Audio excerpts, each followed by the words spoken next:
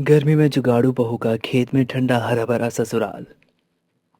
हाँ, आज तो कुछ ज्यादा ही काम कर लिया है। हाँ पिताजी, काम करके पूरा शरीर थक गया है। भैया, मुझे तो बहुत तेज भूख लग रही है। माँ, खाने के लिए कुछ तो बचा है क्या? अगर हो तो दे दो ना। रुक जा बेटा, घर में बहुओं से पूछती हूँ। चलो, इतना तो अच्छा हुआ कि गांव की मुश्किलों से हमें छुटकारा मिल गया। हाँ दीदी, लेकिन यहाँ पर भी हमें अभी बहुत सारी दिक्कतों का सामना करना पड़ सकता है ना। इसी वजह से मैं चिंतित हूँ। जो भी हो, अब तो यही रहना होगा। अरे बहू, सुबह का खाना बचा है क्या? बच्चों को भूख लगी, बेचारे काम करके थक के आए हैं, बेचारे बहुत थक गए हैं, उनको भूख लगी हुई है, खाना दे दो। हाँ माँ जी, खाना बचा तो हुआ है। जरा देखना सीता, बर्तन में क्या बचा है। दीदी, इसमें तो थोड़ी सी दाल है और सब्जी बची हुई है, और रोटी। रोटी तो ज्यादा बची है। हाँ, ये है खाना। कोई बात नहीं, जितना खाना बचा है उतना थाली में परोस दो, तेरे पापा जी भी खाएंगे तो 4 जनों के लिए थोड़ा थोड़ा खाना निकाल दे। ठीक है माँ जी, मैं अभी निकाल देती हूँ। मैं बाहर जा रही हूँ, थोड़ा उन लोगों के थोड़ा सा पंखा झल देती हूँ, उनको बहुत गर्मी लग रही होगी। तुम खाना लेकर बाहर आ जाना। माँ जी, आप बाहर बोल दो कि ये लोग 2 खाट बिछा ले, मैं अभी खाना लेकर आती हूँ। ठीक है बहू। ये तो पूरी दाल खट्टी लग रही है। हाँ, क्या बना दिया तुम लोगों ने? पिताजी, मुझे लगता है दाल बासी हो गई है। हाँ भैया, मुझे तो सब्जी भी बासी लग रही है। लगता है गर्मी की वजह से खाना जल्दी खराब हो गया है। छोड़ो छोड़ो छोड़ो, हे भगवान, इस खाने को फेंकवा देते हैं, रोटी प्याज और नमक ही खा लेते हैं। हाँ पिताजी, आप ठीक कहते हैं। अरे बहू, इस थाली के खाने को जरा खेत में फेंकाना। क्यों, क्या हुआ माँ जी, क्या बात है। अरे गर्मी की वजह से पूरा खाना खराब हो गया। अब तो बहुत जल्दी खाना खराब हो जाया करेगा। लगता है खाना ठीक रखने के लिए हमें कोई नया उपाय करना होगा। वैसे भी दोपहर तक सभी भूखे हो जाते, बार बार चूल्हा भी नहीं जला सकते। कुछ तो सोचना पड़ेगा। ला दीदी, मैं खाना फेंक देती हूँ। हाँ ये ले, 1 थाली तू ले ले, 2 मैं ले लेती हूँ।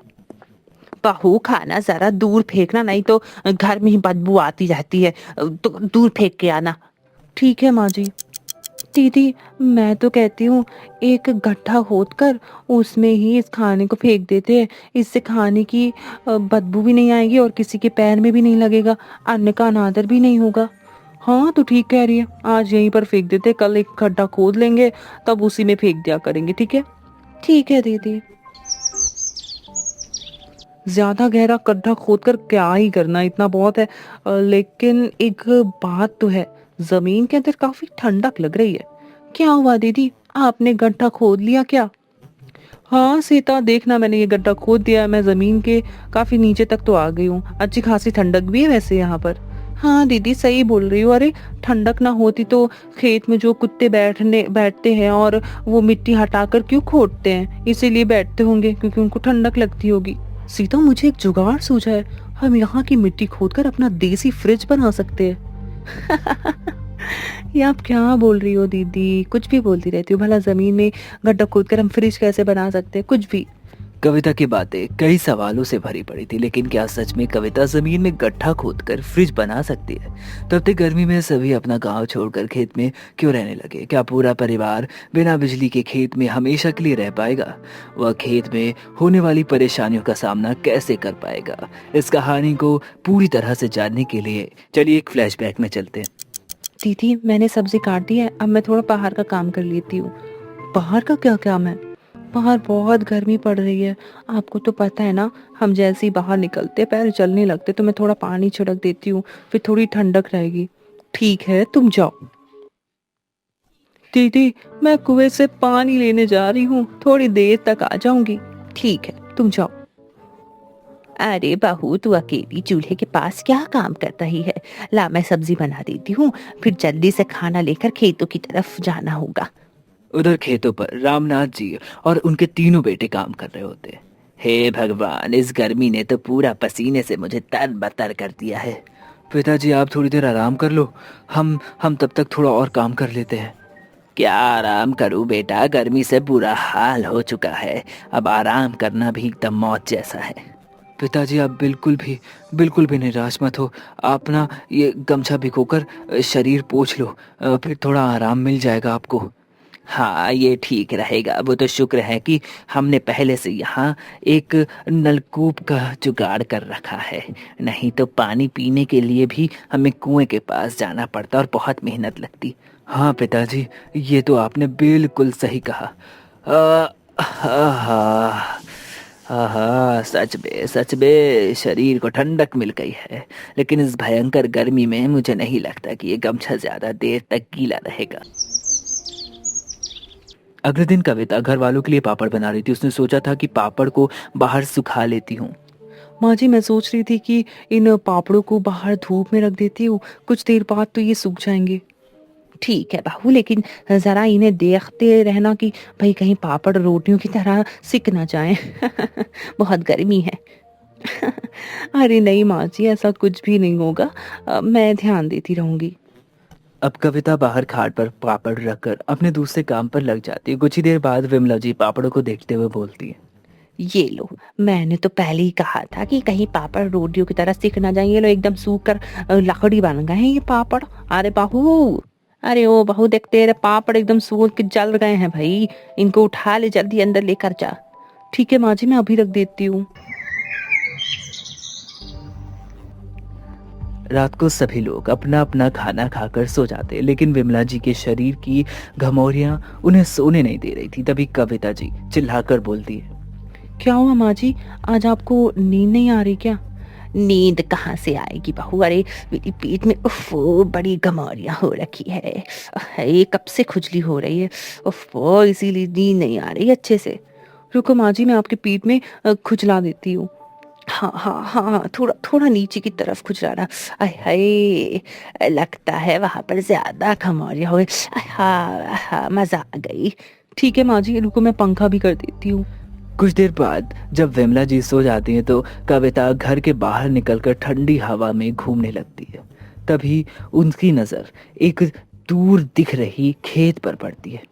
बाहर कितनी अच्छी हवा चल रही है, और वो दूर हमारे खेत, वहां तो और ज्यादा हवा चल रही होगी। एक हमारा गांव है जहाँ गर्मी से बुरा हाल है। मुझे खेत पर गए हुए काफी दिन हो गए हैं। एक काम करती हूँ, कल मैं सभी के लिए खाना लेकर जाऊंगी, फिर अपने खेत का नजारा भी देखाऊंगी। अरे दीदी, आप इतनी रात को बाहर क्या कर रही हो? कुछ नहीं सीता, बस गर्मी की वजह से थोड़ा बाहर टहलने आ गई थी। काफी रात हो गई, चलो अब सो जाओ। अगले दिन कविता खाना लेकर खेतों पर जाती है तो कुछ ही देर बाद वो नीम के पेड़ के पास बैठ जाती है और खुद से बोलती है, यहाँ तो सच में बहुत ठंडक है, कितनी ठंडी ठंडी हवा चल रही है। ऊपर से यहाँ की जमीन भी ठंडी है। गांव में तो जमीन सुबह से ही जलने लगती है। क्या हुआ कविता, तुम घर नहीं जा रही? थोड़ी देर में चली जाऊंगी जी, बस यहाँ पर बैठकर अच्छा लग रहा है तो सोचा थोड़ी देर रुक जाऊं। हाँ वो तो है, यहाँ पर चारों तरफ ठंडक है, ठंडक, बहुत अच्छा लग रहा है। सच में अगर हमारा घर यहीं पर होता तो कितना अच्छा होता। हाँ वो तो है, लेकिन जितना अच्छा तुम सोच रही हो इतनी परेशानियां यहाँ झेलनी पड़ती हैं। तुम्हें क्या पता, यहाँ पर धूल, भारी आंधी, तूफान और हर तरह की परेशानियों का सामना करना पड़ सकता है। हम परेशानियों का भी हल निकाल सकते हैं। यहाँ पर एक मजबूत और सुरक्षित घर भी बन सकता है। वो सब तो ठीक है, लेकिन माँ पिताजी माने तभी तो कुछ हो सकता है ना। आज जब हम सभी लोग रात में खाने में इकट्ठा होंगे ना, तो फिर तुम सबके सामने ये बात करके देखना। हाँ, मैं एक बार ये बात सभी को बोल दूंगी, एक बार सामने रख कर देखती हूँ क्या होता है। कुछ ही देर बाद कविता वहाँ से घर चली जाती है और शाम होते ही रात के खाने की तैयारी करने लगती है। सीता, आज भिंडी रखी तो है, तो आज भिंडी की सब्जी बना लेते हैं। ठीक है दीदी, मैं भिंडी काट देती हूँ, आप रोटी बना लो। वैसे दीदी, आज आपने जल्दी चूल्हा नहीं जला दिया? हाँ सीता, आज मुझे घर वालों से थोड़ा कुछ बात करनी, उनके सामने एक बात रखनी है। कैसी बात दीदी? जब हम सभी बात करेंगे तो तुम खुद ही जान जाओगी। बस इतना जान लो कि कोई खास बात है। फिर तो ठीक है दीदी, मैं भी जल्दी जल्दी खाना बनवा देती हूँ। पूजा से भी साथ में काम करवा लेते हैं, फिर सब कुछ जल्दी जल्दी हो जाएगा। हाँ दीदी, मैं आ गई हूँ, बताओ भाई क्या करना है, जल्दी जल्दी बताओ, मैं कर देती हूँ। तुम एक काम करो, दाल चावल बना लो। दीदी रोटी बना रही हैं, मैं कुछ देर में सब्जी बना दूंगी। हाँ ठीक है दीदी, मैं बना देती हूँ। कुछ ही देर बाद घर के सभी लोग खाना खाकर इकट्ठा होते हैं। तब कविता अपनी बात रखती है। माँ जी, मैं सोच रही थी अगर हम यहाँ ना रहकर अपने खेत वाली ज़मीन पर रहें तो कैसा होगा? बहू ये तो क्या बोल रही, खेत वाली जमीन कोई रहने की जगह है? अरे वहां पर तो सिर्फ खेती होती है, खेती भाई हम वहां पे कैसे रह सकते हैं हैं?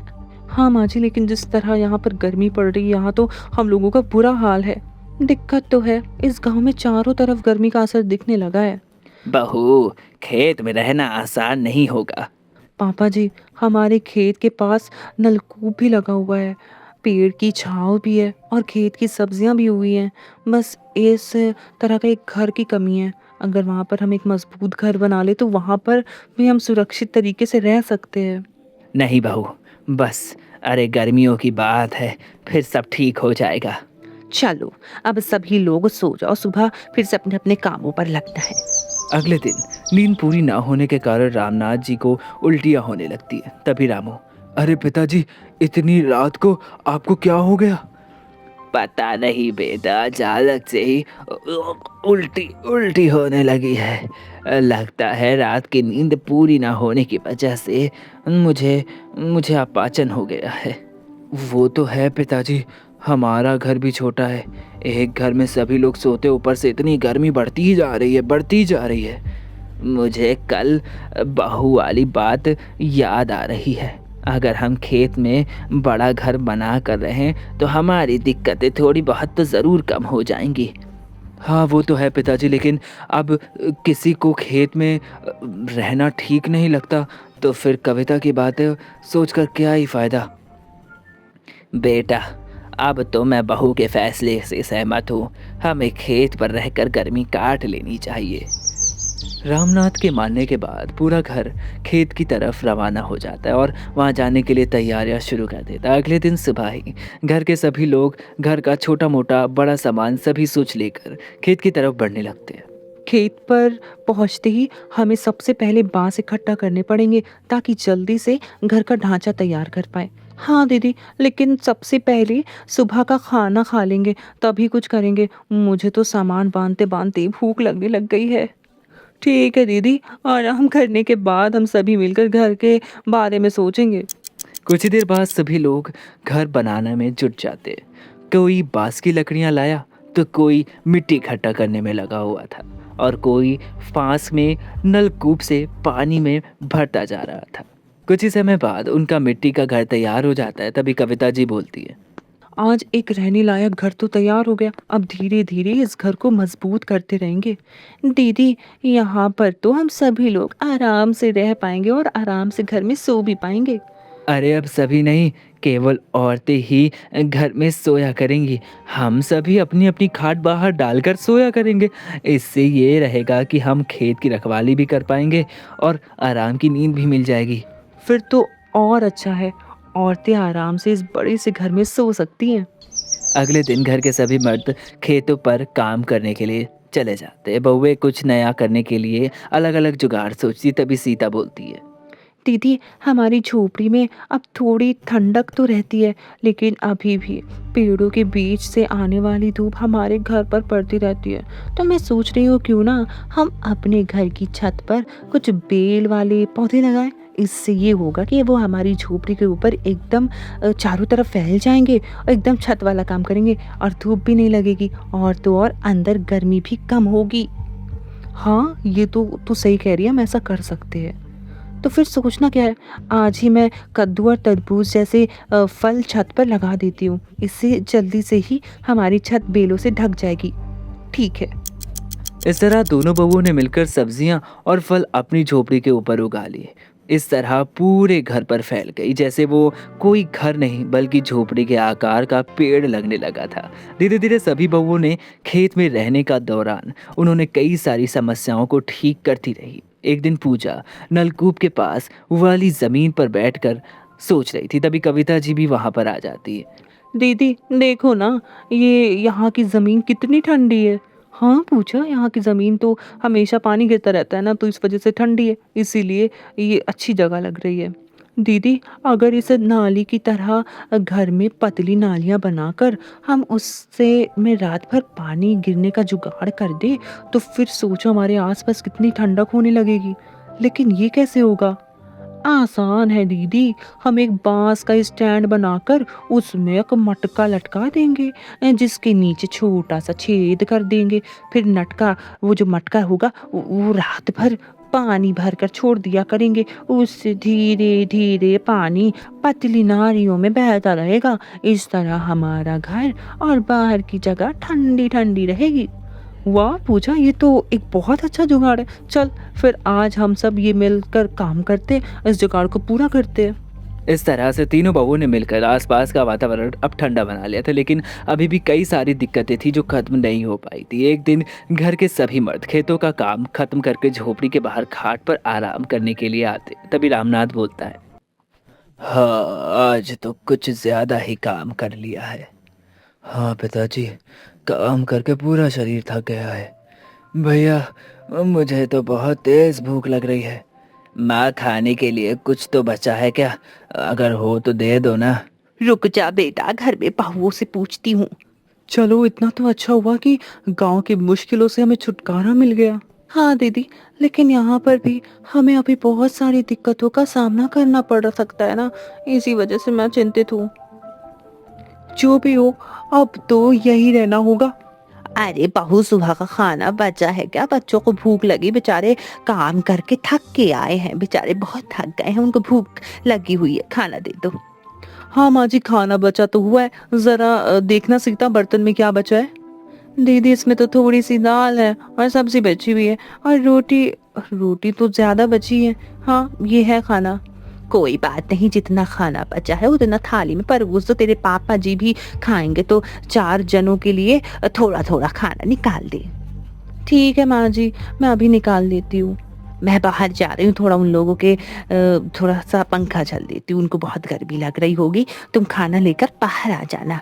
माँ जी आप बाहर बोल दो कि ये लोग 2 खाट बिछा ले, मैं अभी खाना लेकर आती हूँ।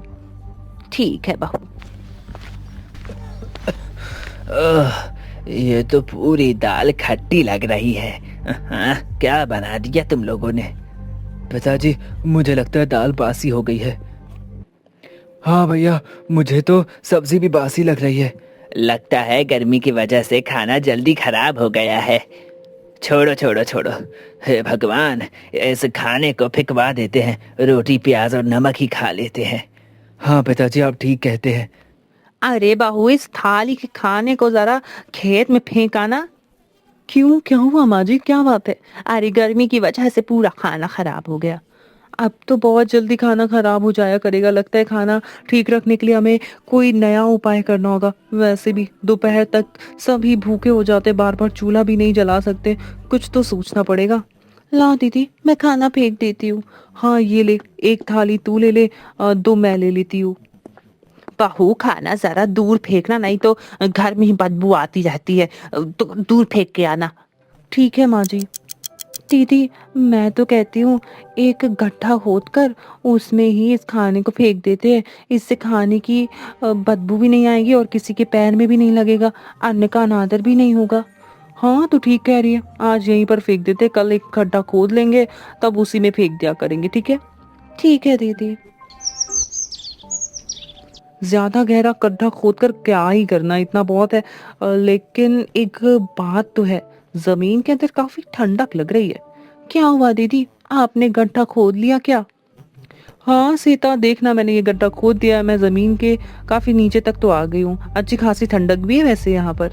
हाँ दीदी सही बोल रही हो। अरे ठंडक ना होती तो खेत में जो कुत्ते बैठते हैं और वो मिट्टी हटाकर क्यों खोदते हैं, इसीलिए बैठते होंगे क्योंकि उनको ठंडक लगती होगी।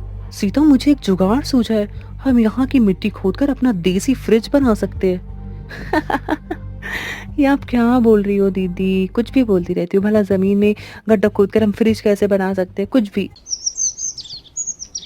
अरे सीता मैं मजाक नहीं कर रही हूँ, मैं सच बोल रही हूँ। देख मैं बताती हूँ, गड्ढे के अंदर जमीन ठंडी होती है। अगर हम किसी छोटे से मटके के अंदर दाल सब्जी रखकर उसे कपड़े से बांधकर गड्ढे के अंदर रख दे, तो मुझे लगता है कि हमारा खाना जल्दी खराब नहीं होगा। अगर ये जुगाड़ खाने को बेकार होने से बचा सकता है तो बहुत ज्यादा अच्छा हो जाएगा। और हुआ ना फिर हमारा जुगाड़ू फ्रिज। हाँ दीदी, फिर तो आपका कहना बिल्कुल सच है। आपने तो सच में हमारे फ्रिज का जुगाड़ सोच लिया है। अगले दिन दोनों ने मिलकर फ्रिज वाला जुगाड़ बनाकर तैयार कर लिया। अरे कविता, दोपहर में खाने के लिए कुछ बचा है क्या? मैं अभी लाती हूँ। भाभी, बस रोटी ही लाना। खाना तो इस समय तक अक्सर बासी हो जाता है, तो खाने का कोई मतलब नहीं। हाँ भैया, बासी खाना खाकर हमें अपनी तबीयत नहीं खराब करनी, रोटी ही लिया दो। अरे देवर जी, आप परेशान ना हो, एक बार खाकर तो देखो। ये बासी खाना अब बिल्कुल बेकार नहीं लगेगा। ये बासी नहीं है बल्कि एकदम अच्छा है, ताज़ा ताज़ा लगेगा। मैंने इसका समाधान भी निकाल लिया है। क्या मतलब भाभी जी? मतलब मैं आपको बाद में बताऊंगी। पहले आप बचा हुआ खाना खाकर बताओ कि वो बासी है, बदबू आ रही है या नहीं। ठीक है भाभी, आप खाना ले आओ। अब कविता उसी गड्ढे में छोटी सी मटकी निकालती है और उसमें रखा हुआ खाना सभी लोगों को परोस देती। फिर सभी लोग खाना खाने लगते हैं। तभी रामू बोलता है, अरे आज तो दाल में कुछ ऐसी बदबू नहीं आ रही है, बल्कि और अच्छा स्वाद आ रहा है। हाँ भैया, ऐसा लग रहा है जैसे दाल जरा सी भी बासी नहीं हुई है। दाल की छोड़ो, अरे ये सब्जी देखो, बिल्कुल ठीक लग रही है। ये सब कैसे हुआ भाभी? ये सब हमारे देसी फ्रिज का कमाल है। हमने जमीन में एक गड्ढा खोद कर उसी में छोटी छोटी मटकियां रख दी और उसमें खाना रख दिया और ऊपर से कपड़े को बांध दिया ताकि हवा भी अंदर ना जाए और ठंडक भी रहे। ओहो, ये बात, सच में तुम्हारे जुगाड़ ने तो आज भर पेट खाना खिलवा दिया। अरे हमारे घर की तरफ तो देख जरा। हाँ, ऐसा हरा भरा घर हमारी बहुओं का कमाल है। आज हम सब ये सब बड़ी बहू की वजह से देख पा रहे हैं। अगर हम आज तक गांव में रहते तो न जाने किसकी किसकी तबीयत खराब हो जाती। हाँ, ये बात तो है। अब यहाँ पर रहकर धीरे धीरे हमारी सारी परेशानियां खत्म हो चुकी है। अगर नहीं भी हुई होगी तो उसके लिए हमारी 3 जुगाड़ू बहुएं हैं ना। बिल्कुल ठीक कहा।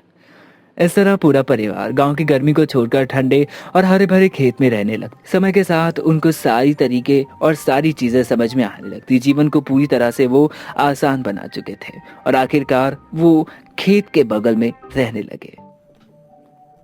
हर बात पर तमाशा खड़ा करने वाला ससुराल। आरती, ये चाय तुमने बनाई है ना? इतनी फीकी क्यों है? कोई स्वाद ही नहीं आ रहा। घर में काम करते वक्त ध्यान कहाँ रहता है तुम्हारा? माँ जी, मैंने ठीक से ही तो बनाई थी। अगर चीनी कम है तो अभी डाल देती हूँ। इतनी सी बात पर आप नाराज मत होइए। चाय की एक चुस्की ने फिर से माहौल गर्म कर दिया। और ये कोई पहली बार नहीं था और शायद आखिरी भी नहीं। इस घर में एक छोटी सी गलती को भी बड़ी बना दी जाती थी। आरती की बातें सुनकर सीमा कहती है, माँ जी ठीक कह रही हैं आरती, काम में थोड़ा और ध्यान रखना चाहिए। अगर ऐसे ही रसोई बनाने की तुम्हारी आदत रही तो किसी दिन मेहमान आएंगे तो क्या कहेंगे? दीदी, रोज रोज सुनकर अच्छा नहीं लगता। मैं सीख रही हूँ, पर हर बात सबके सामने मत कहिए। थोड़ा प्यार से भी समझाया जा सकता है। सीमा को लगा जैसे उसकी बात काट दी गई हो। उसे याद आया जब वो नई नई आई थी तब उसने कुछ नहीं कहा था, पर समय बदल गया था और बहुएं भी। अरे सुबह सुबह फिर क्या शुरू हो गया? चाय में चीनी कम है तो डाल दो ना। इतना बड़ा मुद्दा बनाने की क्या जरूरत है? तुम्हें तो सब मजाक ही लगता है। घर की इज्जत ऐसे नहीं बनती। छोटी छोटी लापरवाही से आदत बिगड़ती है। विमला देवी को लगता था कि सख्ती से ही केवल घर को संभाला जा सकता है। उन्हें डर था कि ढील देने से सब हाथ से निकल जाएगा, पर सख्ती कब ताने में बदल जाती है ये उन्हें भी पता नहीं चलता था। भाभी, आप हर बात दिल पर क्यों ले लेती हो? माँ तो बस सिखा रही है। इतना सोचने की क्या बात है? दिल पर ना लूं तो और क्या करूं? हर बार सबके सामने बोलना अच्छा लगता है क्या? कभी अकेले में भी समझाया जा सकता है। आरती की आवाज धीमी थी, पर उसके शब्द साफ थे। उसे गलती से ज्यादा अपमान चुभता था। हर बार उसे लगता था जैसे उसे कटघरे में खड़ा कर दिया गया हो और वो कोई बहुत बड़ी गुनहगार हो। अरे बस करो अब। रोज यही सब क्यों होता है? सुबह का समय है, शांति से रहो ना। इतनी सी बात को इतना मत बढ़ाओ। तुम्हें तो अपनी बीवी ही सही लगेगी। माँ तो गलत हो गई अब। क्या मैंने तुम्हें यही दिन देखने के लिए पाला था?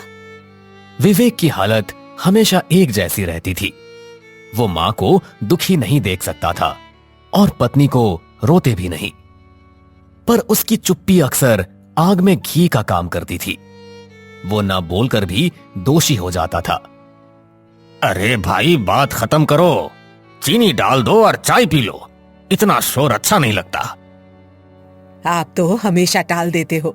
घर चलाना आसान नहीं होता। मैं गलत नहीं हूँ। हरिराम जी सालों से यही देखते आ रहे थे। उन्हें पता था बात छोटी है पर आदत बड़ी है। घर में शांति उनकी ख्वाहिश थी, पर यह कभी हकीकत भी हो पाएगी इसकी कोई उम्मीद नहीं थी। आरती, थोड़ा झुक जाया करो। घर में बड़े हैं, उनकी बात मान लो। इससे माहौल ठीक रहता है। कितना झुकूं दीदी, हर बार मैं ही क्यों चुप रहूं? कभी किसी ने सोचा मैं क्या महसूस करती हूँ? आरती का यह सवाल सीधा था और भारी भी। सीमा ने नजरें झुका ली। शायद उसने भी कभी यही सवाल मन में दबा दिया था। फिर मोहित ने कहा, भाभी, आप जवाब दोगी तो बात बढ़ेगी। माँ का स्वभाव ऐसा ही है, थोड़ा समझ कर चलो ना। स्वभाव के नाम पर सब सहते रहें, कभी तो कोई बोलेगा ना। हर बात पर तमाशा क्यों बनता है? कमरे में एक पल को सन्नाटा छा गया। आरती ने वो कह दिया था जो सब सोचते थे। इस घर में आवाज उठाना ही सबसे बड़ा जुर्म था। फिर काजल ने कहा, आप बात को ज्यादा बढ़ा रही हो भाभी। माँ ने बस 2 शब्द ही तो कहे, इतना बुरा मानने की क्या जरूरत? रोज रोज 2 शब्द सुनो तो भारी लगते हैं। मैं भी इंसान हूँ, पत्थर नहीं। टूट जाती हूँ रोज रोज की बेमतलब की बातों से। आरती की आंखें हल्की सी भर आई, पर उसने आंसू गिरने नहीं दिए। उसे पता था रोने पर भी यही कहा जाएगा, ड्रामा कर रही है। फिर विवेक आरती की साइड लेते हुए विमला से कहता है, माँ, सच में हर बात पर इतना मत बोलो। अरे, हम सबको थोड़ा आराम रहना चाहिए। और वैसे भी घर डर से थोड़ी चलता है। तो मैं डराती हूँ? अब तुम भी यही कहोगे? सब मिलकर मुझे ही गलत बना दो। विमला देवी को लगा जैसे जमीन खिसक रही हो। उन्हें पहली बार महसूस हुआ कि बच्चे अब छोटे नहीं रहे, पर उन्हें ये बात मान लेना आसान नहीं था। फिर हरिराम विमला को समझाते हुए कहते हैं, अरे विमला, सुन भी लिया करो। बच्चे दुश्मन नहीं है तुम्हारे। घर में हंसी रहे तो अच्छा लगता है। मैं तो बस सुधार चाहती हूँ। क्या अगर मैं ना बोलूं तो घर सुधर जाएगा? अरे, मेरी नीयत खराब नहीं है। मैं सबके भले के लिए ही बोलती हूँ। नीयत सच में खराब नहीं थी, पर तरीका ऐसा था कि हर दिन झगड़े में बदल जाता था। सुधार की कोशिश अक्सर अपमान बन जाती थी। आरती थोड़ी नरमी से बोली, माँ जी, मैं आपकी इज्जत करती हूँ, बस थोड़ा प्यार से बोल दीजिए। तमाशा मत बनाया कीजिए। मुझे लगा तुम लापरवाह हो। शायद मैं ही ज्यादा बोल जाती हूँ। सोचूंगी इस बारे में। सुबह का झगड़ा वहीं थम गया, पर पूरी तरह खत्म नहीं हुआ। घर में पहली बार खुलकर बात हुई थी। अब देखना था क्या आदत बदलेगी या फिर अगली सुबह फिर वही तमाशा होगा। घर का डाइनिंग एरिया, रात का वक्त। रात के करीब 9 बजे थे। पूरा दिन जैसे खींचातानी में ही निकल गया था। सब लोग डाइनिंग टेबल पर बैठे थे, पर खाने से ज्यादा चुप्पी परोसी जा रही थी। आरती, रोटी जरा जल्दी देना, सब इंतजार कर रहे हैं। आज फिर देर हो गई। दीदी, सबको रोटी एक साथ ही चाहिए। कैसे करूं? हाथ तो 2 ही हैं मेरे। थोड़ा सब्र कर लीजिए, ला रही हूँ। सीमा को फिर वही पुरानी बात याद आ गई। उसने सोचा आरती धीरे काम करती है, और आरती को लगा जैसे सुबह की बात फिर शुरू होने वाली है। रात की थाली में भी शांति नहीं थी। फिर विमला तंज कसते हुए कहती है, देखा, मैंने कहा था ना, काम में कोई फुर्ती नहीं है। घर ऐसे नहीं चलता। मैं कितनी बार बोलूं?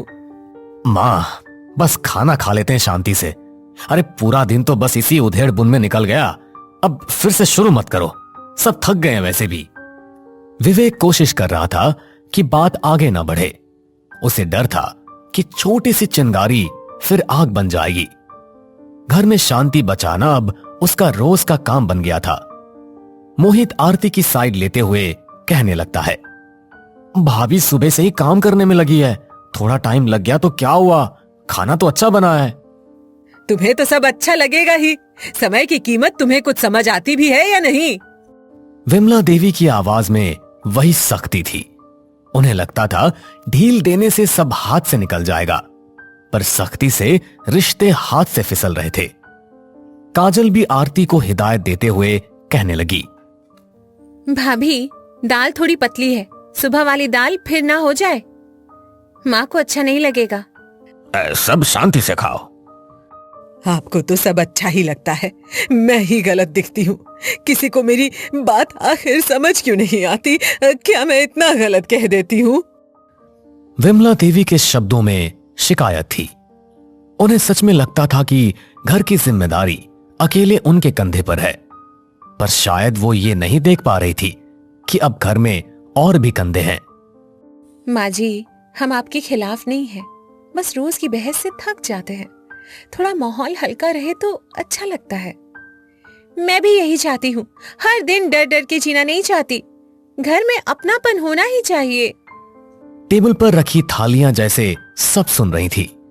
आज बात फिर खुल रही थी, लेकिन इस बार आवाजें थोड़ी नरम थी। शायद सबको एहसास हो रहा था कि रोज का तमाशा सबको थका रहा है। विवेक भी विमला से बड़ी नरमी के साथ कहता है, मां, हमें आपसे डर नहीं प्यार चाहिए। अगर गलती हो तो समझा दो, सबके सामने कुछ मत कहो।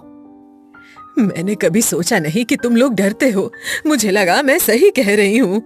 शायद मेरा तरीका ही गलत हो। यह पहली बार था जब विमला देवी ने अपनी बात में नरमी दिखाई। घर में हल्की सी उम्मीद की हवा चली। आरती ने भी पहली बार राहत महसूस की।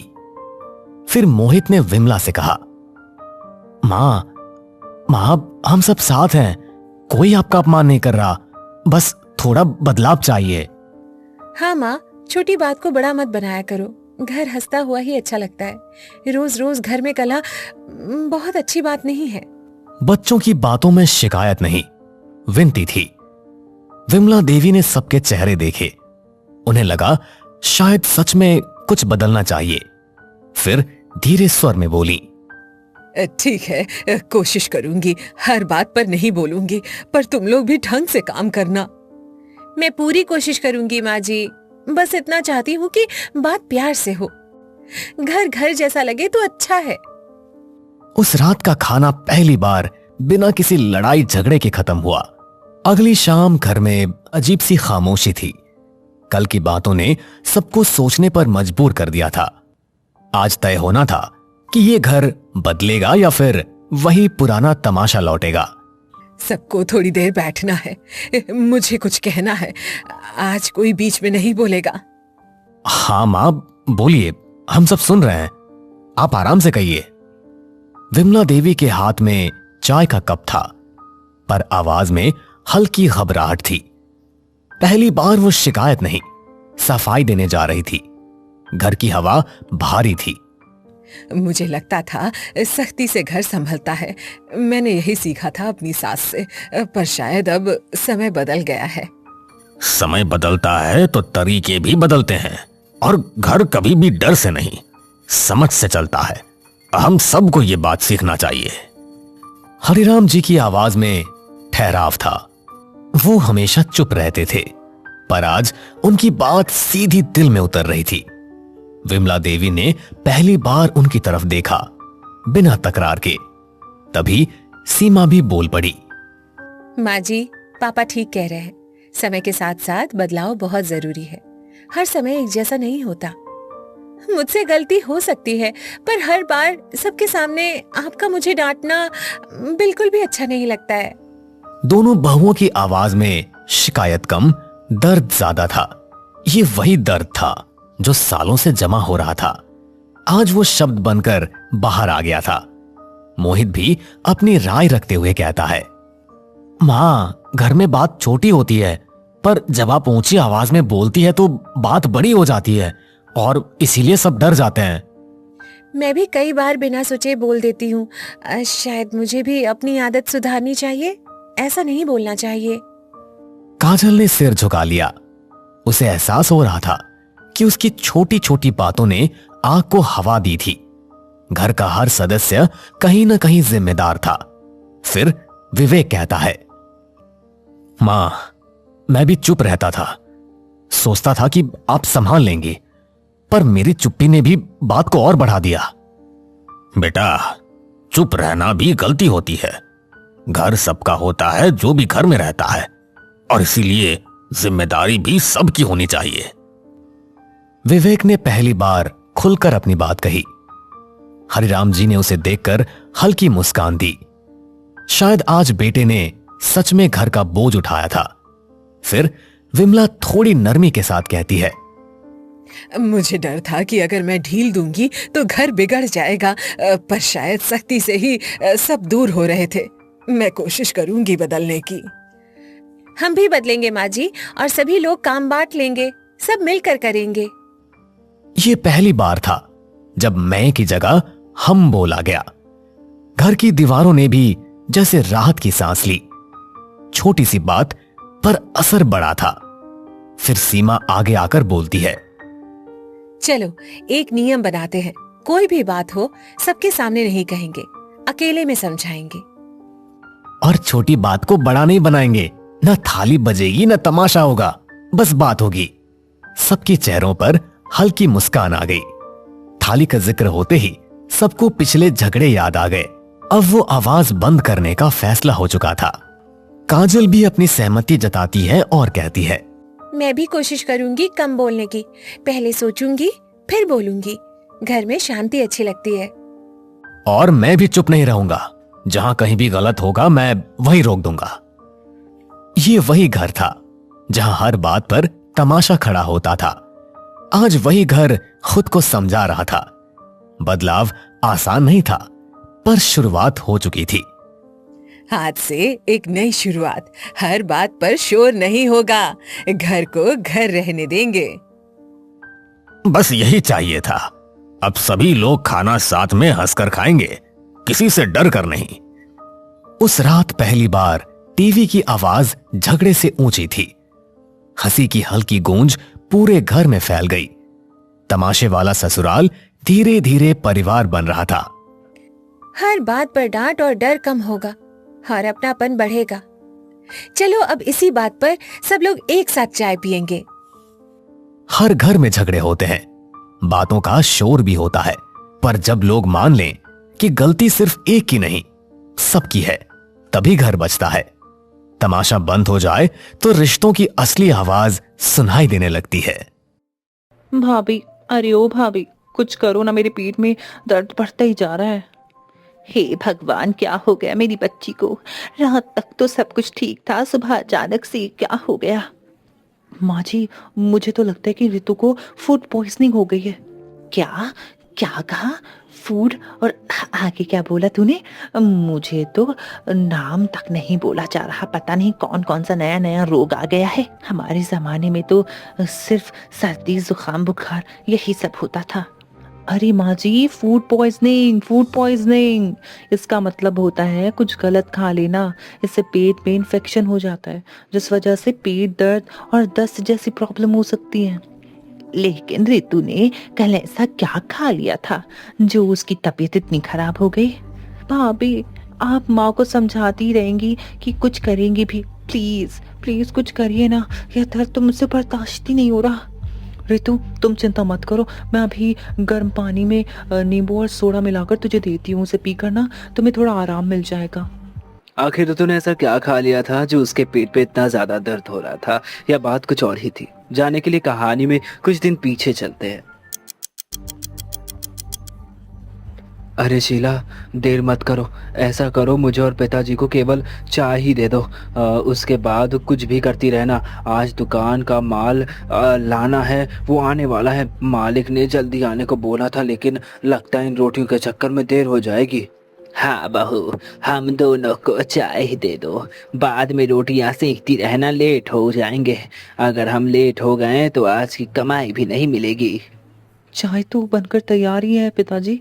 साथ में मैं आप दोनों के लिए एक एक रोटी भी ले आ देती हूँ। दिन भर बाहर जाकर आप लोगों को काम करना है, केवल चाय पीने से कुछ नहीं होगा, इससे ना एसिडिटी भी हो जाएगी। मनोज और रवि अभी खा ही रहे थे कि तभी आसमान में काले बादल घिरने लगे। लीजिए पिताजी, बस इसी की कमी थी। लगता है आज हम समय पर दुकान नहीं पहुंच पाएंगे। हे भगवान, थोड़ा थम जाना, अभी मत बरसना। हम दुकान पर पहुंच जाएं तब भी बरस लेना, जी भर के बरस लेना। अरे अरे दादाजी, आप तो बिल्कुल वो वाले गाने की तरह बात कर रहे हो। मेरी प्यारी गुड़िया, तेरे दादा को गाना गाना नहीं आता है। अच्छा, या तो बता कौन सा गाना था वो? अरे वही, थम के बरस ओ चला, थम के बरस। आगे की लाइन तो मुझे याद ही नहीं आ रही है दादाजी। अरे पिताजी, आप भी कहाँ इसकी बातों में फंस गए हैं। बारिश शुरू हो गई तो आप दोनों को देर हो जाएगी। चाहिए हाँ पिताजी, चलिए चलते हैं। दोनों बाप बेटे जल्दी मोहनलाल की दुकान की तरफ निकल पड़ते। वो दोनों उसकी दुकान पर ठेला चलाने और सफाई धुलाई का काम करते थे, जहां उन्हें ना दो ढंग का पैसा मिल पाता था, ना ही इज्जत मिल पाती थी। इसके बावजूद भी वो वहां पर काम करने के लिए मजबूर थे। आइए आइए, अरे आइए आइए, ओहो भाग मेरे, आ जाइए। जो आप दोनों पधारे, बताइए क्या सेवा करूं आप लोगों की। मालिक, ऐसा कहकर हमें शर्मिंदा मत करिए। रास्ते में बारिश हो रही थी, इस वजह से थोड़ी देर हो गई। आप बस जल्दी बता दीजिए कौन कौन सा सामान किसके यहाँ पर पहुँचाना है। अरे निकम्मो, अरे मैंने तुम दोनों को आज जल्दी आने को बोला था, फिर भी तुम लोगों ने इतनी देर कर दी। ऊपर से बारिश का बहाना दे रहा, और बरसात के मौसम में बारिश नहीं होगी तो क्या फूल झड़ेंगे? हाँ मालिक, आप नाराज मत होइए, जल्दी जल्दी काम बता दीजिए, हम भी ना देर करे सारा काम कर देंगे। वैसे भी बारिश का कोई ठिकाना नहीं होता, कभी भी शुरू हो सकती है, तो दुकानदारों तक माल पहुंचाना और मुश्किल हो जाएगा। अरे वाह, आप तो हमें ही ज्ञान देने लगे। लगता है आपको अपनी नौकरी प्यारी नहीं है, हाँ? तो ऐसा करते हैं, आज से आप दोनों की छुट्टी कर देते हैं। क्यों मनोज जी, ठीक है ना? मालिक मालिक माफ कर दीजिए, सेवा मालिक माफ कर दीजिए, मेरा वो मतलब नहीं था। दया कीजिए, दया कीजिए मालिक, हमें काम से मत निकालिए, घर चलाना बहुत मुश्किल हो जाएगा। चलो ठीक है, नहीं निकालता, लेकिन ध्यान रहे आज के बाद मुझे ज्ञान देने की कोशिश मत करना। हाँ, अब जाओ, जाकर दुकानदारों तक सामान पहुंचाओ, और ध्यान रहे चीनी की बोरियां गीली ना हो पाए। मालिक आप चिंता मत करिए, सब कुछ एकदम ध्यान से करेंगे। मोहनलाल की थोक की किराने की दुकान थी, जहां वो छोटे मोटे दुकानदारों को सामान पहुंचाया करता था। रवि और मनोज मौसम का मिजाज देखते हुए जल्दी जल्दी डिलीवरी कर रहे थे। अब बस आखिरी डिलीवरी रह गई थी कि बारिश होने लगी। तभी मोहन बोलता है, हे भगवान, सत्यानाश सत्यानाश हो गया इस बारिश का। अब बस आखिरी खेप बची थी। अब जब तक ये बारिश रुकती नहीं, तब तक हमें कैसे भी कर माल पहुंच जाना होगा। क्या करे, कुछ समझ नहीं आ रहा। हाँ पिताजी, बिल्कुल सही कही। वैसे तो पिताजी, बारिश का मौसम बहुत अच्छा होता है, गर्मी के बाद थोड़ी राहत मिल जाती, लेकिन यह सब भी अमीरों के लिए होता है। हम गरीबों के लिए बारिश का दूसरा नाम आफत है, आफत। अरे काम चोरो, अभी तक तुम लोगों ने सोहन की दुकान पर माल नहीं पहुंचाया है? वह फोन करके मुझे सुना रहा है। मालिक, वो देखिए ठेला। अरे उनके नीचे सामान से भरा पड़ा है, लेकिन बाहर बारिश इतनी तेज हो रही है कि निकलना हमारे लिए बहुत मुश्किल हो जाएगा। सारा सामान खराब हो जाएगा। वैसे भी इसमें ज्यादातर चीनी और चावल की बोरियां है, अगर हम बाहर गए और थोड़ा सा भी पानी पड़ गया तो सब खराब हो जाएगा। अरे काम छोड़ो, जब तुम दोनों को मालूम है कि बारिश का मौसम है तो हाथ पैर जल्दी चलाना चाहिए था, है नहीं तो अब अगर सोहन लाल की पेमेंट नहीं आई तो याद रखना तुम दोनों की आज की दिहाड़ी नहीं मिलने वाली। मालिक ऐसा जुल्म मत कीजिए, बाकी सभी माल तो हमने समय पर पहुंचा दिया था, अब सोहन मालिक के समय में बारिश हो गई तो हम क्या करें।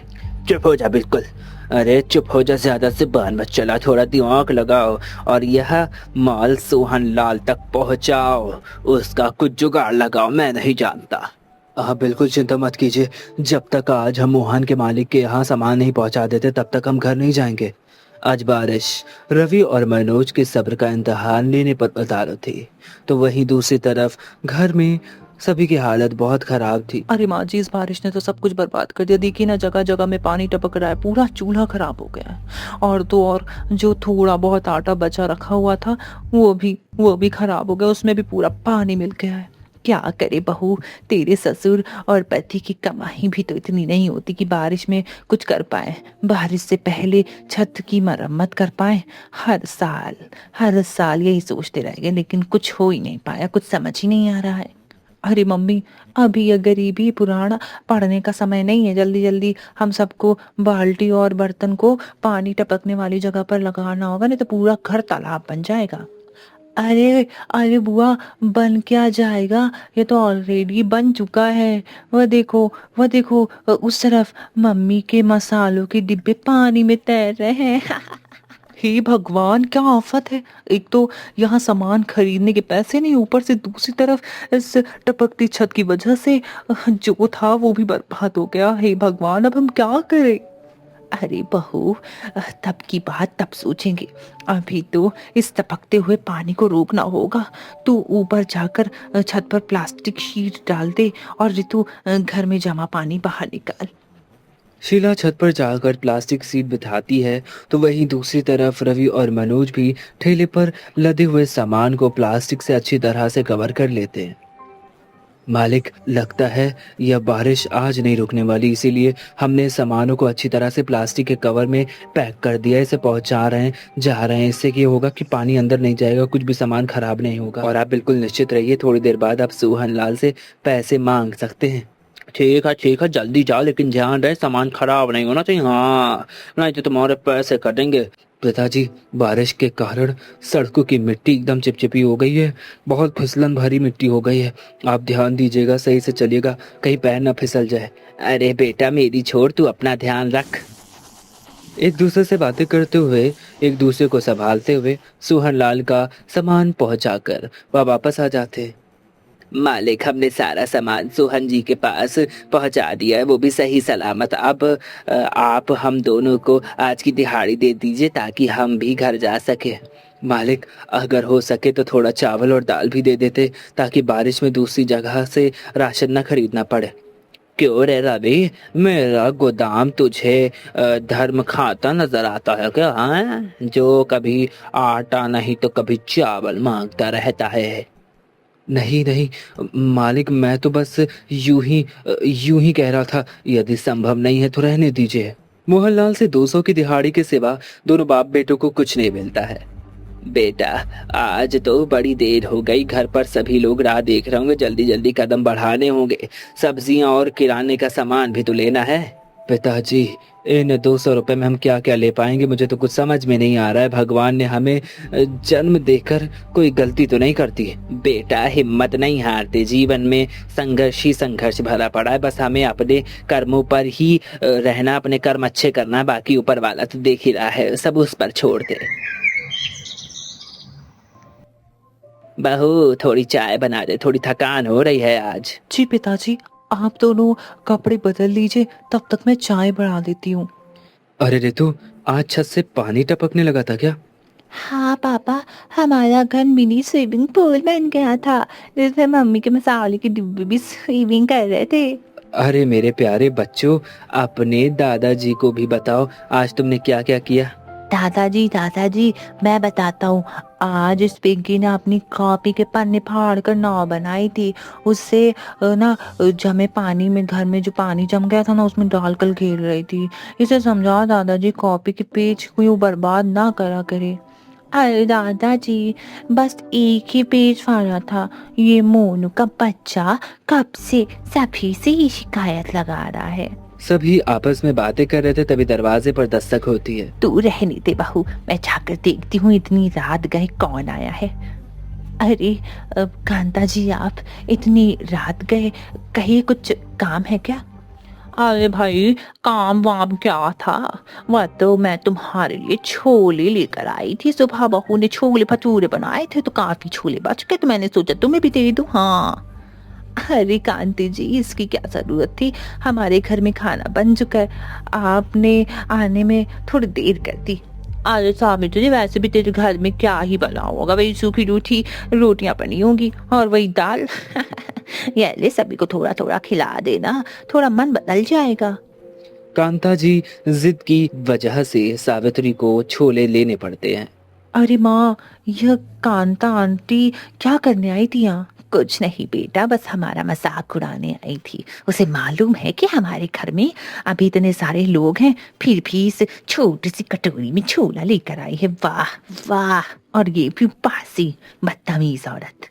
जाने दो ना सावित्री, दूसरों के कारण अपना मूड क्यों खराब करना।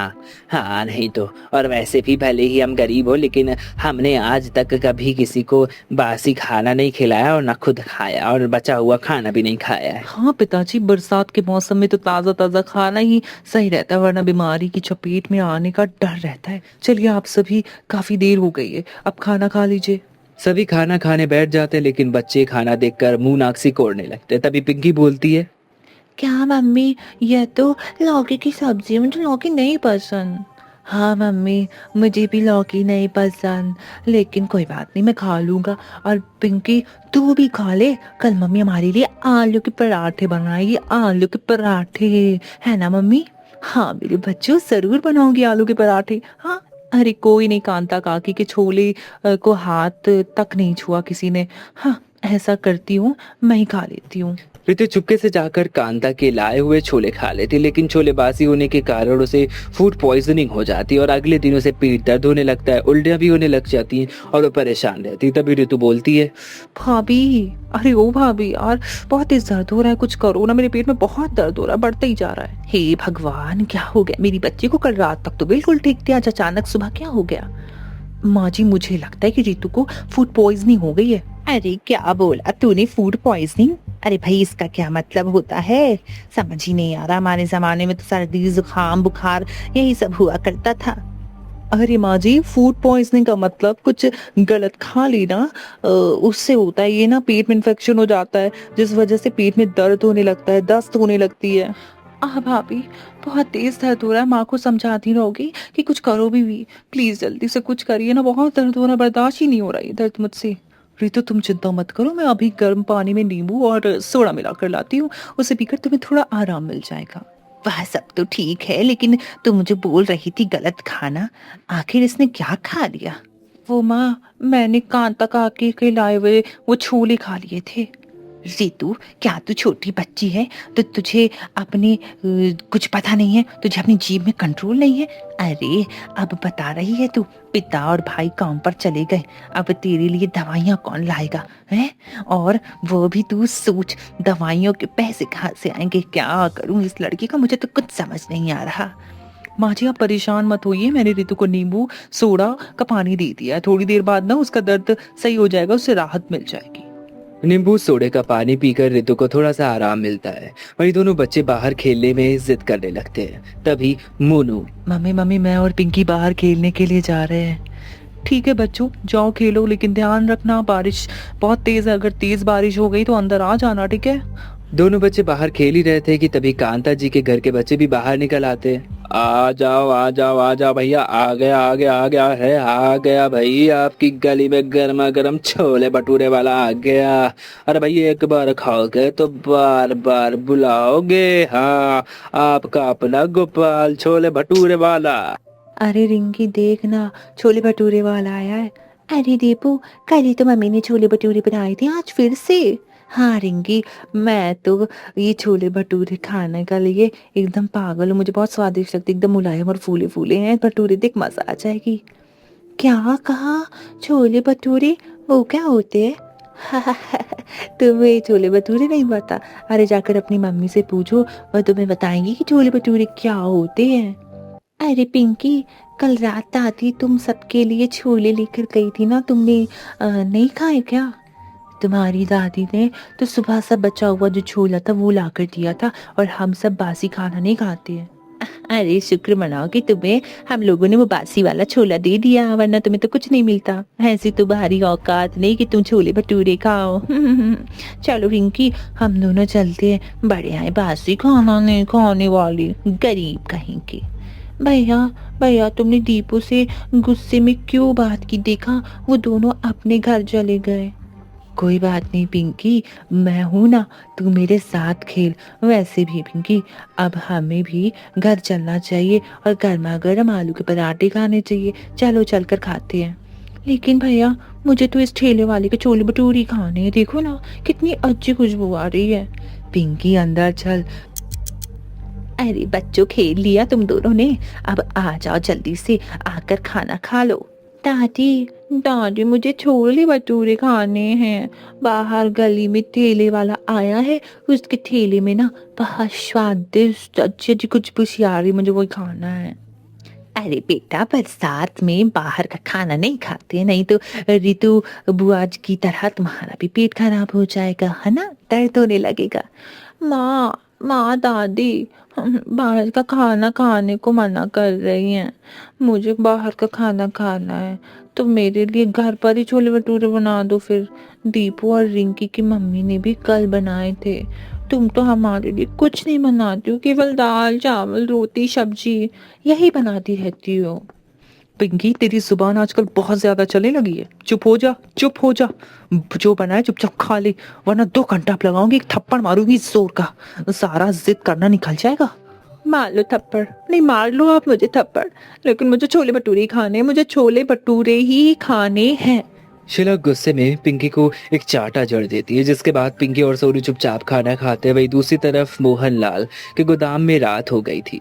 रात हुई, बारिश की वजह से सब कुछ बर्बाद हो चुका था, पानी भर चुका था। तभी मोहनलाल चिल्लाते हुए बोलता है, अरे अभी तुम दोनों बाप बेटे थोड़ा जल्दी जल्दी हाथ चलाओ, नहीं तो सभी बोरियां शाम होने वाली है भाई, पहले दूसरे गोदाम में पहुंच जानी चाहिए। हाँ मालिक, आप चिंता मत करिए, हम काम जल्दी करेंगे। पिताजी, आप केवल बोरियों को सहारा देकर उतारने का काम करिए, बाकी का बाहर ले जाने का काम और थैली में रखने का काम मैं कर लूँगा। बारिश की वजह से ज़मीन फिसलन भरी हो चुकी है, अगर कोई हादसा हो गया तो हम बहुत परेशान हो जाएंगे। रवि अपने पिता को अभी समझा ही रहा था कि मनोज जी का पैर फिसल जाता है और वह सामान लेकर नीचे गिर जाते हैं। हे भगवान, हे भगवान, हे मेरा पैर। अरे पिताजी, मैंने कहा था कि आप इधर मत आइए। देखा, गिर गए ना, लाइए अपना हाथ दीजिए। आय आय हाय हाय, अरे बेटा बहुत दर्द हो रहा है। ओहो, उठा नहीं जा रहा। अरे बाप रे, लगता है लगता है पैरों में बहुत ज्यादा चोट आ गई है। लो, अब इनका नया नाटक शुरू हो गया भाई। अरे जब पैरों में ताकत नहीं है तो काम करने क्यों आ जाते? सत्यानाश कर दिया मेरे सामानों का है, नहीं तो अब इसकी भरपाई कौन करेगा? अरे मालिक, शांत हो जाइए। एक तो पिताजी के पैरों में इतनी तेज से चोट लग गई है और आपको बस अपने सामान की पड़ी है। क्या आपकी नजरों में इंसानों का कोई मोल नहीं? अरे तुम जैसे कीड़े मकोड़े को क्या किस तो पड़ी है भाई? चुप रह। वैसे भी आधी से ज्यादा दुनिया तुम जैसे कीड़े मकोड़ों से भरी पड़ी। अगर 2-4 को कुछ भी हो जाता है तो क्या फर्क पड़ता है भाई? मालिक, बहुत बोल लिया आपने। आप हमें कोई मुफ्त में पैसे नहीं दे रहे, हम काम करते हैं, उसके बदले में मेहनती मिलती है हमें, वो अभी आधे दाम पर। कल से हम दोनों आपकी दुकान पर कोई काम नहीं करेंगे, नहीं आएंगे हम आपकी दुकान पर काम करने। अरे जहाँ इंसानों को इंसान नहीं समझा जाता, वहाँ अपना खून जला के क्या फायदा? अरे हाँ भाई, जाओ जल्दी जाओ, निकल जाओ। देखता हूँ तुम दोनों को कौन काम देगा। आखिर में रोते हुए, गिड़गिड़ाते हुए, हाथ फैलाते हुए मेरे पास ही आना है तुम दोनों को। रवि अपने पिताजी को ठेले पर लेटा देता है और वापस घर आ जाता है। सावित्री उनका हाल देखकर बोलती है, अरे बेटा, इन्हें क्या हुआ? कुछ नहीं माँ, कीचड़ में इनका पैर फिसल गया था, थोड़ी सी चोट आ गई है। तुम इनका ध्यान रखो, मैं और शीला पास के क्लिनिक में जाकर आते हैं। शीला, मैंने माँ से कहने को तो कह दिया कि पास के क्लिनिक में जाते हैं, लेकिन पैसे नहीं है, मैं क्या करूँ, कुछ समझ नहीं आता। क्यों, क्या हुआ? आज आप दोनों की दिहाड़ी नहीं मिल पाई? रवि शीला को गोदाम के पास हुई सारी बात बताता है। आप लोग चिंता मत कीजिए, मेरी एक दोस्त नर्स है, वो पास की क्लिनिक में काम करती है, हम वहाँ चलते, हो सकता है वो कुछ मदद कर दे। शीला अपनी दोस्त मीनल से मदद मांगती है। मनोज जी के पैरों को देखने के बाद मीनल कुछ दवाइयाँ लिखती है। शीला, आंचल के पैरों में फ्रैक्चर तो नहीं है, लेकिन मोच जरूर आई है, और गर्म पट्टियां बांध देती हूँ और कुछ दवाइयाँ लिख देती हूँ जिससे इन्हें आराम मिल जाएगा। बस ध्यान रखना कि अपने पैरों में ज्यादा जोर ना दे। ठीक है मीनल, चल मैं तुझे तेरे क्लिनिक तक छोड़ देती हूँ, तुझसे कुछ बातें भी कर लूंगी। चल आजा, दवाइयाँ भी वहीं से ले लूंगी, चल आजा, जल्दी से आजा।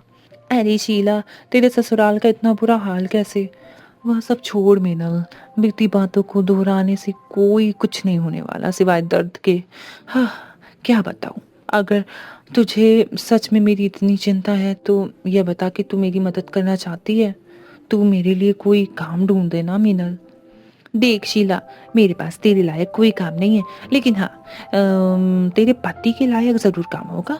मैं जिसके क्लिनिक में काम करती हूँ ना, वहाँ पर एक नया हॉस्पिटल बनाया है, तो वहाँ के लिए ईमानदार सिक्योरिटी गार्ड की तलाश है। डेली के ज़्यादा तो नहीं, लेकिन 500 रुपये मिल जाएंगे। तो कहे तो रवि जी के लिए मैं बात करूँ। मीनल, मीनल तुझे नहीं मालूम तूने मेरे लिए क्या किया है। तेरा ये एहसान मैं कभी नहीं भूलूंगी। चल अच्छा ठीक है, ज़्यादा सैंटी मत हो। मैं तेरे सामने ही डॉक्टर सर से बात करके देखती हूँ, रवि जी के बारे में नौकरी पक्की करवाती हूँ। उसके बाद हम दोनों दोस्त मिलकर छोले भटूरे खाएंगे। वैसे भी बरसात के मौसम में छोले भटूरे खाने का तो मज़ा ही कुछ और है। मीनल अपने क्लिनिक में बात करके रवि की नौकरी पक्की करवा देती है। अरे वाह शीला, सर ने रवि जी को कल ही आने के लिए बोल दिया है। अब तो तेरी सारी टेंशन खत्म है।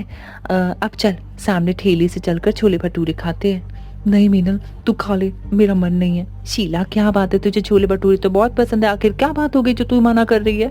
अब तुझसे क्या छुपाना। वो बात कुछ ऐसी कि घर में काफ़ी दिनों से बच्चों को छोले भटूरे खाने हैं, वो बहुत जिद करे, लेकिन पैसे की तंगी की वजह से मैं बना ही नहीं पा रही हूँ। ऐसे में कैसे भी करके मुझे, हाँ, ये क्या ही कर सकती हूँ, मैं नहीं खा सकती छोले भटूरे जब तक मेरे बच्चे नहीं खाएंगे। तो यह बात है। अच्छा सुन, पहले हम दोनों दुकान से मैदा, चने और तलने के लिए तेल खरीदेंगे, ताकि तू आज रात अपने बच्चों के लिए छोले भटूरे बना सके। उसके बाद तू मना नहीं करेगी, ठीक है? लेकिन मीनल तू इतना सब कुछ, अरे बुद्धू, तेरे बच्चों का मुझसे भी कोई रिश्ता है ना। शीला की आंखों में खुशी के आंसू आ जाते हैं। वह सामान लेकर घर आती है, सभी को और रवि की नई नौकरी के बारे में बताती है और चने फूलने के लिए पानी में डाल देती है। तभी शीला बोलती है, पिंकी, मोनू, आज मैं तुम सबके लिए छोले भटूरे बनाऊंगी। अरे वाह, अरे वाह, फिर तो नई नौकरी मिलने की खुशी दुगनी हो गई है, दुगनी। वाह भाभी, इतनी तेज भूख लगी है, गर्मा गर्म छोले भटूरे खाने में तो मजा ही आ जाएगा। हाँ बहू, रवि को और रितु बिल्कुल सही कह रहे हैं। हाँ, नई नौकरी मिलने की खुशी में और बरसात में छोले भटूरे का तो मजा ही कुछ और है। आज शीला के ससुराल में सभी बहुत खुश थे। रात होती है, पूरा परिवार एक साथ बैठकर छोले भटूरे खाता है। अरे वाह, बहुत बहुत बहुत अच्छे बनाए हैं। वाह, तुम्हारे हाथों में तो साक्षात अन्नपूर्णा माँ है। उनका ही वास है। कितने स्वादिष्ट छोले भटूरे बनाए हैं, मजा ही आ गई। हाँ बहू, तेरे पिताजी बिल्कुल सही बोल रहे हैं, इतने गरम और फूले फूले भटूरे मैंने कभी नहीं खाए। अरे मम्मी, आप तो बेस्ट हो, बेस्ट। कल मैं दीपू और रिंकी को बताऊंगी कि मेरी मम्मी ने भी छोले भटूरे बनाए हैं। हाँ भाभी, मैं छोले भटूरे खाकर तो मेरा दिमाग में बस एक ही बात आई है। बोलो तो क्या बात है? भाभी, मैं यही सोच रही थी कि भैया तो कल सिक्योरिटी गार्ड की नौकरी पर जाएंगे, ऐसे में हमारा ठेला तो खाली ही रहेगा, तो क्यों ना हम उस ठेले पर छोले भटूरे बनाकर बेचें। ऐसे में कुछ इनकम भी हो जाएगी और इसके लिए आपको कहीं दूर जाने की ज़रूरत भी नहीं पड़ेगी। बात तो तुम्हारी बिल्कुल सही है रितु। घर पर रहकर सबकी देखभाल करते हुए यह काम मैं कर पाऊंगी। तो पक्का कहा कल भैया के काम पर जाने के बाद हम अपना ठेला लगाएंगे। लेकिन शीला, सोच लो, तुम्हारा काम बढ़ जाएगा। अरे बहू की मदद करने के लिए हम सब भी तो हैं। हम सब मिलकर हाथ बटाकर सब काम कर लेंगे, तुझे चिंता करने की कोई जरूरत नहीं है।